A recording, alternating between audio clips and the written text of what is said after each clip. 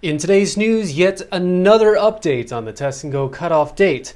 A ghost ship was spotted in the Gulf of Thailand, and man drives into a pond while looking at his GPS.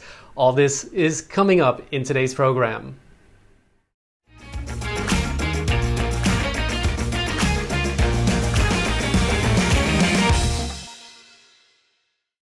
You're watching Thailand News Today, bringing you the latest headlines in Thailand and beyond. And in case you missed it, our morning shows covered yet another update on the Test and Go cutoff date. The deputy representative of the Ministry of Foreign Affairs told the Thaiger that travelers who already have a QR code for the Test and Go program will be able to enter the country even after January 15th. But as we all know, the Thai government loves adding more restrictions at the last minute. So anyone intending to travel to Thailand at this time should always confirm with their embassies to stay on top of any future changes. Now, new applications for Test and Go are still closed indefinitely. For full coverage of this update, be sure to watch Natty's Thailand News Update for today. Some may have noticed that their favorite grilled pork on a stick has either jumped up in price or stopped selling altogether. This is because the price of pork has surged in Thailand, as many merchants are now demanding the government to begin importing pork quickly to keep prices under control. A pork merchant in Bangkok's Mu Koh Chang market says if the government won't step in and help, the price of pork will be sold at a rate that is just too expensive for a lot of customers to buy. With this steep increase in price, her sales dropped by more than half of what she usually sold them for. One consumer said that the situation has her hands tied and she has to buy less than before. To help control the price of pork and tackle the shortage, the Thai government has set an urgent ban on live pig exports. It's set to be in place for the next 3 months. Meanwhile, the government will evaluate pork supplies across the country to assess the country's inventory each week until the crisis is addressed. Lastly, the government spokesperson said this past Sunday that this has nothing to do with rumors surrounding the outbreak of African swine flu. What many are calling a ghost ship was found sinking in the Gulf of Thailand off the coast of Nakhon Si Thammarat. The abandoned Chinese cargo ship was spotted by staff working at an offshore oil rig. No one was on board the vessel. An investigation was then immediately launched by authorities, sending off a drone to find out whether they could tow the ship to land. But strong winds caused the ship to flood, sinking it off the coast of Nakhon Si Thammarat, where local fishermen were urged to stay away from the sunken area due to the leaking of oil from it. Officials have told locals that the cleaning will be done within 3 days before it reaches the waters around the major tourist attractions of Got Matsum and Got Mu. The popular tourist destination of Mu Koh Chang on the Gulf of Thailand's eastern seaboard has been partially closed off as a result of, well, you know the drill by now.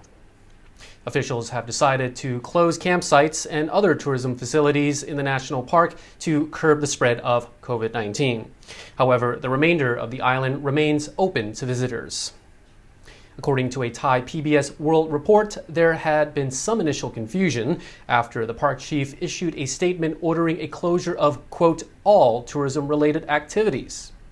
Some media outlets interpreted this as meaning everything on the island, including hotels. However, officials have since clarified that the closure only applies to campsites and other tourism facilities and activities in the national park. Mu Koh Chang consists of 52 islands, including the popular main island of Koh Chang and some parts of Koh Kood. It covers a total area of 650 square kilometers and was declared a national park in 1982. 70% of the park's area is the sea. Thanks, Jet. I've got Sean standing here from 5-Star Marine on a magnificent day here on the southern island of Phuket. And we've got some of your boats behind us. Well, one of them. Why are they all called Lucas? So I have a son, 9 years old, and we started off with Lucas 1 and 2, and then we had a family discussion about maybe changing one name to my daughter. But my son pitched me very well that would be bad for our brand, and so now it's Lucas all the way up to Lucas 11. We're never going to be able to change it now. We're too deep in. So you've probably got a bit of family rivalry going on now. The daughter's saying, "Where's my boat?" Yeah, it's a little bit like that, but he keeps explaining to me that if I change the name of the boat, I have to change the name of the company, and that's not something I'm ready to do yet. I think you've got a future marketing manager there. Yeah, I do. And they're all, 39-foot private speedboats, so nice and safe on the sea. They are real. These are all built in Phuket. Yeah, all in Phuket, and 9 of them built in Phuket during COVID. Wow, amazing. And during COVID, you've enlarged your fleet, you've improved your boats, and you're ready for what I suppose we call the grand reopening, which is now on with all these beautiful beaches waiting for people to come back. Exactly right. And, as we've been saying, it's boating season, so get out there. So flat, calm seas, bright, sunny skies. The worst of the wet season is behind us, and Thailand has reopened, and we look forward to you coming back soon.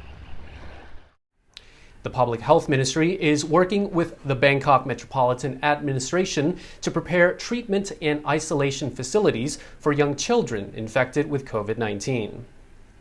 Officials are anticipating a surge in infections in the young, and Dr. Adisai Patatang from the Queen Sirikit National Institute of Child Health says the facility can accommodate patients from the ages of 5 to 11. The institute has 70 beds available, as well as 5 isolation rooms.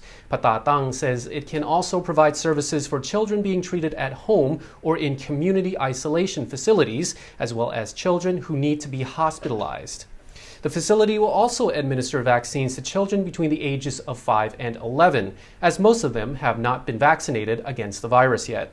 Thai PBS World continues that the institute recently admitted a 4-month-old baby who had tested positive for COVID. The child's symptoms include a runny nose and productive cough. Officials at the Medical Services Department said that while they do expect a rise in infections in young children, they say children are unlikely to be seriously ill with the virus, provided they have no other underlying health conditions. Meanwhile, in the capital, the BMA has set up 6 triage centers with 50 beds each where infected children can be housed. Each room can accommodate up to 4 children, which officials saying this will enable them to share activities together. Officials have also created a community isolation facility for migrant workers, each with the capacity to accommodate 100 patients. A new COVID-19 testing center capable of conducting up to 1,000 tests a day will open in Bangkok tomorrow. Public Health Minister Anutin Chanvirakul says it will be on the first floor of Car Park Building B at the government complex on Dang Watanat Road. The center will be in operation until January the 21st and open on weekdays only. The center will use medical-grade antigen test kits with a result returned within 30 minutes.